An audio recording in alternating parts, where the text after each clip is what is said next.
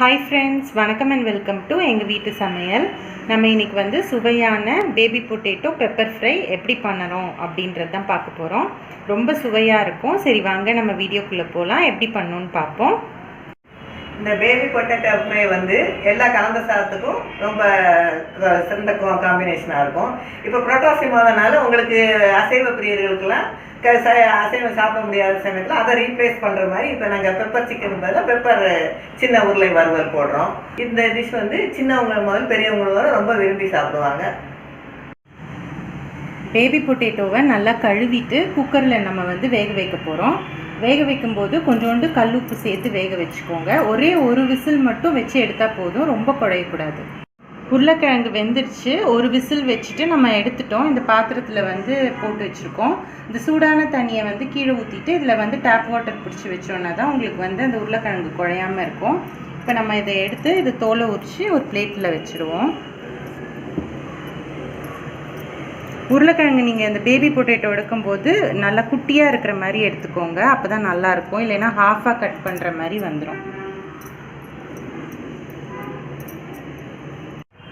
நம்ம வந்து இந்த உருளைக்கிழங்கை வேக வச்சு எடுத்துட்டோம். இப்போ வந்து ஃபோர்க் வச்சு எல்லா சைடும் நம்ம குத்திக்கலாம். அப்போ தான் நம்ம வந்து தடவுற மசாலா நல்லா உள்ள வரைக்கும் போகும். இந்த மாதிரி குத்திக்கோங்க. இப்போ நம்ம இதுக்கு வந்து மசாலா அரைக்க போகிறோம். அதுக்கு வந்து ஒரு ஸ்பூன் மிளகு, ஒரு ஸ்பூன் உளுந்து நீங்கள் வந்து ட்ரை ரோஸ்ட் பண்ணிக்கோங்க. உளுந்தையும் மிளகையும் எடுத்துட்டோம். இப்போ வந்து ஒரு பிடி கருவேப்பிலையையும் நம்ம வந்து வறுத்து எடுத்துக்கலாம். இந்த மூணுத்தையும் சேர்த்து நம்ம அரைக்க போகிறோம். மிளகு, உளுந்து, அப்புறம் கருவேப்பிலை. இது மூணுத்தையும் நம்ம வந்து தண்ணி ஊற்றாமல் நல்லா பவுடராக அரைச்சிக்கலாம். இப்போது நம்ம வந்து ஒரு பிளேட்டில் நமக்கு அதுக்குரிய மசாலெலாம் வந்து மிக்ஸ் பண்ணிக்கலாம். உருளைக்கிழங்கு மேலே போடுறது ஒரு ஸ்பூன் வந்து தனியாத்தூள், அரை ஸ்பூன் சோம்புத்தூள், ஒரு ஸ்பூன் மிளகாய்த்தூள். இதில் வந்து காஷ்மீரி சில்லியும் நாங்கள் போட்டிருக்கோம் அந்த கலருக்காக. தேவையான அளவு உப்பு, மஞ்சத்தூள், 1/4 ஸ்பூன் ஜீரகத்தூள். இதை வந்து மிக்ஸ் பண்ணிக்கோங்க. ஆயில் போட்டு கொஞ்சம் நல்லா மிக்ஸ் பண்ணிக்கோங்க. தண்ணிலையும் பண்ணலாம். நாங்கள் வந்து ஆயில் போட்டு மிக்ஸ் பண்ணுறோம். இன்னும் கொஞ்சம் கோட்டிங் நல்லா இருக்கும். இப்போ இது எல்லாத்தையும் நம்ம வந்து உருளைக்கிழங்குல நல்லா தடவிக்கலாம்.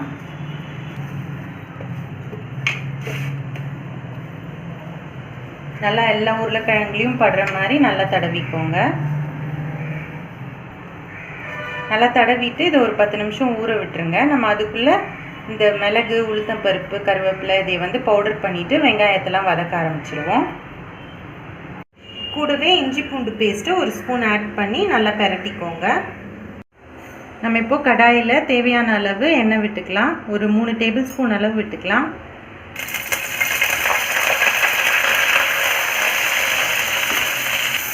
கருவேப்பிலையும் வெங்காயமும் போட்டுக்கலாம். நம்ம 1/2 கிலோ பேபி பொட்டேட்டோக்கு ஒரு பெரிய வெங்காயம் எடுத்துருக்கோம். ஒரு சின்ன தக்காளி ஆட் பண்ணிக்கோங்க.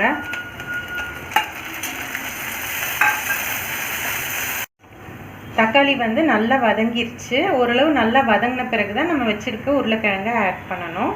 இப்போ நம்ம ஆட் பண்ணிக்கலாம்.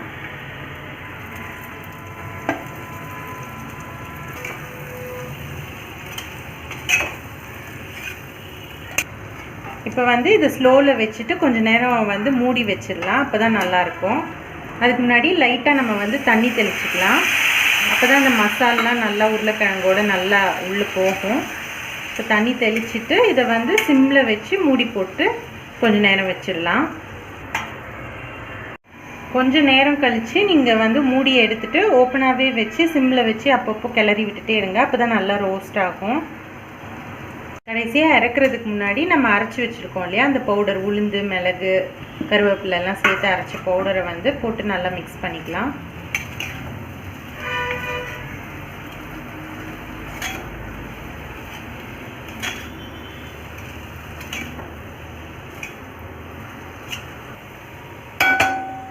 போட்டு நல்லா மிக்ஸ் பண்ணிவிட்டு நம்ம வந்து இறக்கிடுவோம். சுவையான பேபி பொட்டேட்டோ பெப்பர் ஃப்ரை சூப்பராக தயாராகிடுச்சு. இதை வந்து நீங்கள் கலந்த சாதத்துக்கு எல்லாம் தொட்டு சாப்பிட்லாம். ரொம்ப சுவையாக இருக்கும். தக்காளி சாதம், தேங்காய் சாதம் எதுவாக இருந்தாலும் தொட்டு சாப்பிட்லாம். ரொம்ப ரொம்ப டேஸ்டியாக இருக்கும். ஸோ இந்த புரட்டாசி மாதத்துக்கு நீங்கள் நான்வெஜ்ஜை மிஸ் பண்ணாமல் இந்த ரெசிபியை செஞ்சிங்கன்னா உங்கள் குழந்தைங்கள்லாம் சூப்பராக சாப்பிடுவாங்க, என்ஜாய் பண்ணுவாங்க. ஸோ இதை ட்ரை பண்ணிவிட்டு உங்களோட ஃபீட்பேக்கை எங்களுக்கு கமெண்ட்ஸில் போடுங்க. இந்த வீடியோ உங்களுக்கு பிடிச்சிருந்ததுன்னா லைக் பண்ணுங்கள், ஷேர் பண்ணுங்கள், சப்ஸ்கிரைப் பண்ணுங்கள், மறக்காமல் பெல் பட்டனையும் டேப் பண்ணுங்கள். அப்போ தான் எங்களோட ரெகுலர் அப்டேட்ஸ் உங்களுக்கு வந்து சேரும். தேங்க்யூ.